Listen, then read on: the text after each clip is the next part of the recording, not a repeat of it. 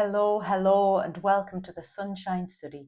I'm Dr. Rebecca, the Lifejoy coach and author, and I specialise in burnout, how to transform it into some balanced living, some blessings, some brilliance, and for you to see your own beauty again. So I wanted to talk about why burnout has 3 eyes. Tried to have a catchy title for you. Now, are there any eyes in the word burnout? Now, the reason I talk about it so much is that I've had so much of it. And a lot of my clients have too, from different sources. And if you're physically burned out, mentally burned out, spiritually bereft, then this is the place for you. We want to counter that with wisdom, joy, resilience, and hope, but also a lot of hope and joy in the process. But the first thing I wanted to say about burnout and resilience is that we do have to accept that something difficult has happened, and it's here to teach us something. I'm more and more convinced that there's a lesson in everything. And in the end, if we're lucky and fortunate and hopeful enough, those lessons become blessings in hindsight. They may become blessings in the moment. I hope and pray you get there quickly, but we're all on a path and trying to do the best that we can. So, burnout. I had very severe ME for 20 years and my health is still very compromised, but I have had some improvement and I'm very grateful for that. But there are great lessons from those dark days and I want to share them because I wish I'd had this kind of help then. And I've had thousands of clients through my care now in one-to-one life coaching and counselling to help transform their burnt out areas. So why there are 3 eyes in burnout? Well, most of my clients are remarkable women. I've had some young men, but I've also had a majority of younger women and then who I think of as my daughters and my older clients who are around my age and above as my sisters. My youngest client was 19 and I think my oldest was 86. So really it's good women who are holding up the world who need some help because they're either exhausted and unwell or they're very close to a lot of trouble physically or mentally. And we want to do what we can to pull them back from the cliff edge. So what's this about eyes in burnout? Well, I keep seeing patterns in my clients. They are full of integrity, they are full of industry, they are industrious people, and they are also full of intellect. So they work hard, they're clever, they're givers. And when you have that often type A personality, that is often push, perfectionism, give. Everybody else is more important, no boundaries, high achieving. It often comes out physically or mentally that the body and mind are screaming, please look after me. Your life is too busy, too packed, too pushed, and there is a correction that happens and it's enforced upon us. My correction was glandular fever and severe ME. That was a very, very nasty correction that came my way, but it pulled me back to a completely different life and track. So I try and look at it like that. Of course, I'm sad about the things I've missed out on, and there have been gaping amounts of restriction in my life, but I have tried to focus on what I've got and what I can do. So think about this, why we need the 3 eyes in burnout. The integrity issue is nearly always extended to everybody else, which is wonderful. We need giving good people in our world. But can we remember to bring that integrity back home to you? Because I bet you've forgotten that. I bet you've forgotten that whilst you're holding up the world. Your children, your husbands, your sisters, your brothers, your best friends, your workplaces, your churches, your communities, your charities. Those arms are just holding up everybody and everything. Often elderly parents, often difficult situations, often children with extra needs. There's an awful lot on a lot of women's shoulders, and they are heavy. I call them boulders in their backpacks. And some of those boulders don't need to be there. We have to remember that concrete has a thing called integrity, doesn't it? We have to remember that some of those boulders don't have integrity and they don't belong in our backpacks, so we can get rid of some. Our overworking, our overgiving, our overdoing, our lack of enoughness. Lots of those are component parts in the drive that leads us to burnout. Now, before I got glandular fever at 17, you could not stop me. I worked myself to near death. I had lovely friends. I was very active in my school, in my brass band, in my county choir, in fundraising, in my church, in my friends. I worked extremely hard. Every area of life. I tried to be the excellent daughter. I tried to be a lovely grandchild. All of those things at that level, I never was still and I never rested. And I ate and drank rubbish. I was the pop queen, and that was only going to head for disaster. So the brakes were put on me. I have a very different life now. And I had 20, 30 years of immense restriction.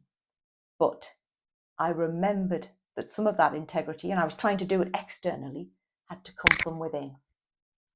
So I needed to be able to have good energy management, good boundaries, good words, good thoughts, good deeds, but the integrity had to start here. It wasn't about what was displayed outside. And that came from my very being. And I read a beautiful psalm that said, "You are fearfully and wonderfully made." And I did not feel fearfully or wonderfully made, but everybody is. So if you can remember that, even in your burned out brokenness, how battered and shabby and raggy and exhausted and ill and worthless you feel, you are treasured beyond measure and you are fearfully and wonderfully made. We just have to try and get that a bit more on track, a bit less bad and a bit less persistent. It can be done. So bring that integrity right back to number one. That isn't selfish, it isn't self-care, it's just sensible, that's all. What's the other I? Well, it's about 3 parts really, I think. Is you have to use your intellect for your own health. And sometimes we forget that so easily. So we do it for everybody else, but we don't do it for ourselves. Are there creative things you've had in a cupboard you've never touched for years? Is there a book you'd like to have read that you just never get round to it because it's easier to do another job in the house? Is there a pal you're desperate to see and you just never get round to phoning them? Make the smallest first step of using your cleverness to look after yourself.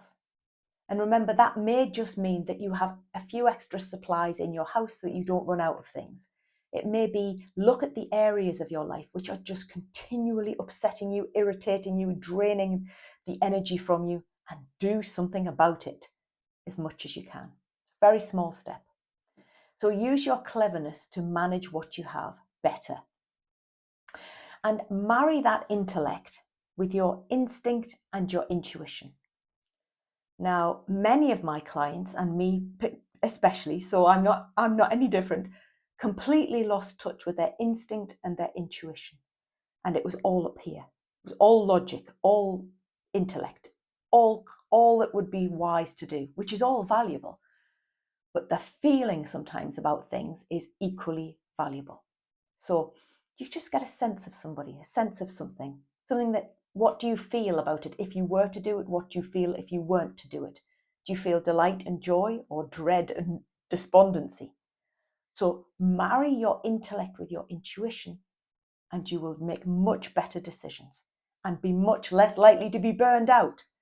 Because when you often have limited energy, either mentally or physically, you have to manage that energy budget really, really carefully. And there are huge amounts I could talk to you about, but just think about it now is, what could I use my clever mind for? Because you're much cleverer than you realize, and my instinct and intuition, and marry them together. Then you make good decisions, then you don't outdo your relapses. You have fewer infections, you have fewer days in bed, you have fewer exhausted afternoons. You just have to do the thinking first. What is wise here? And the third I of burnout is industriousness. Now, I have to be honest, I have a very, very strong work ethic. And if somebody tells me to do something, I will do it. I will go on the course and do all the homework and ask all the questions and turn up and be a complete swot. And that's because I was brought up with a very strong work ethic and example around me, but also that it was the right thing to do. It made me a good person if I worked very hard, and there would be good outcomes. Now, I work very hard now, but I have to manage what I call my insatiable drive. I have to make sure I'm not doing too many things at once. So I'm just having a little rest at the moment from doing courses. I just finished one a couple of months ago and doing a course, writing a book, running a business, looking after a home, my mad little puppy. I have other responsibilities. It just gets me close to trouble. So think about, what is industriousness to you? And more isn't always better and better. So what do you need to do to rein in a little bit?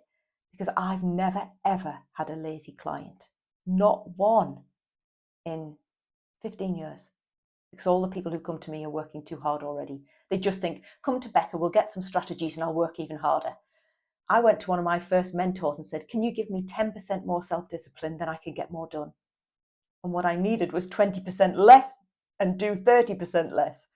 So think about where your industriousness is helping you, where it's harming you, and where you need to rein in and where you need to expand.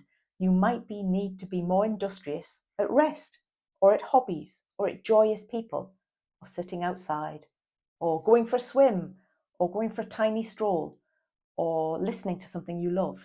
So be industrious for your own health and well-being. It's a nice thing to think about, isn't it? So I hope that's helped. Burnout in its different manifestations is something that is there to teach us, and I want to learn the lessons quickly. I want to get out of its vicinity, and I want it not to be a thing that's in everyday life for you. And I hope that this work will help that for you. So remember your own integrity, your own intellect, instinct and intuition, and your own industriousness. And when you get the balance right in those areas, you become a true, sustainable powerhouse of goodness. It's a really lovely thought, being a powerhouse of goodness, but it needs to be sustainable. So thank you for staying to the end. Here's a favourite quote of mine that I hope will help you. And know your great worth, because when people see their own goodness, their magnificence shines.